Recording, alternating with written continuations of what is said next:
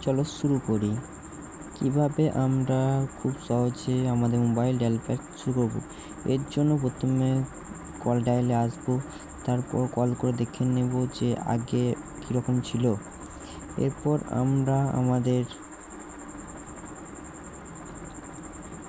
আমরা আমাদের কলের যে আইকনটা আছে সেখানে একটু টাচ করে থাকবো। এরপর থ্রি ডটসে ক্লিক করে আনইনস্টল করে নেব। এরপর আমরা আবার ফিরে আসব আমাদের কল লিস্টে।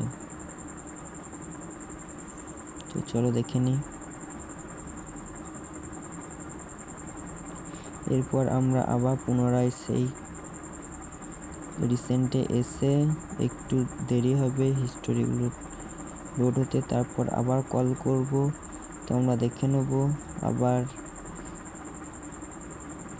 একই অবস্থায় আছে কিনা, এর জন্য কল করে নেব এবং দেখব যে আগের অবস্থায় আর নেই, এবার আবার ফিরে চলে এসেছে। তারপর আবার কিছুক্ষণ নেট অন রাখলে আমরা এর আগে যেটা ছিল সেই সফটওয়্যারটা ফিরে পাবো।